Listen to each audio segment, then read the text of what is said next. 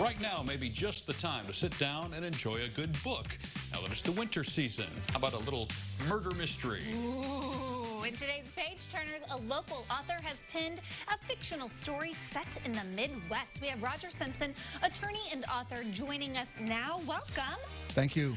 So how does an attorney go to being an author? Are you taking like life experience from some of your clients into your storytelling? Yes, some of it is. I really could not have done this at the same time. I kind of retired about 2 years ago, freed up some time, freed up some space in my brain. Being an attorney for 45 years, a little grinding, and so I had some time.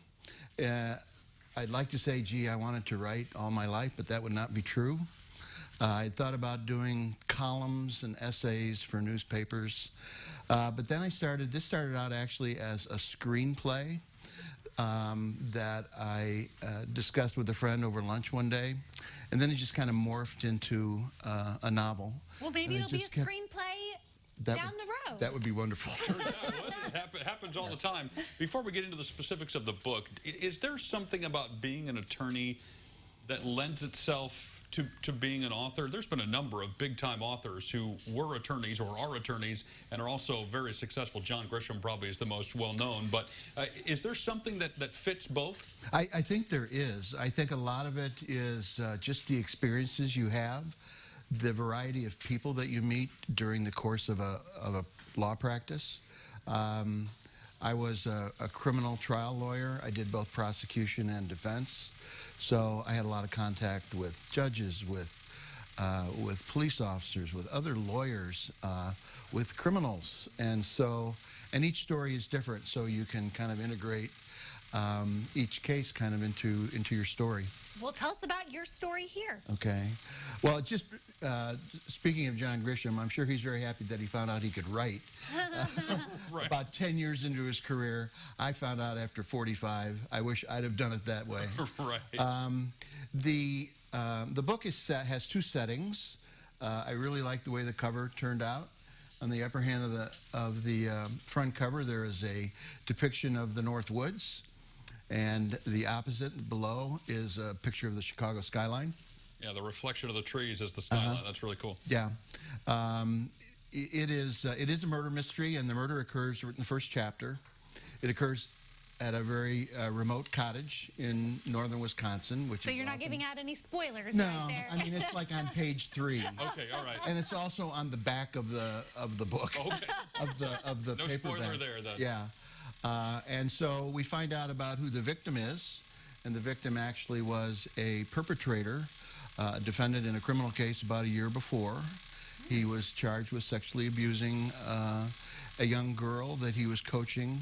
She was a gifted singer in Chicago. And so that is what part of the story is about. It does explore the theme of abuse of children and the effect it has on them, the effect it has on untreated adults who have never disclosed it. Two of the characters fall into that category.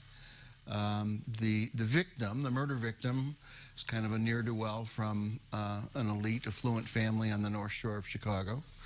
And there's a detective up in Wisconsin. He's got to investigate it up there, and then he ends up in Chicago and enlists a bunch of cops and other people to help him solve the crime. Well, we want to tell people where they can get the book, but first, do you plan to write more, or is this like a one-time bucket list kind of thing? I'm in the middle of my second book. Oh, wonderful. Totally different subject matter.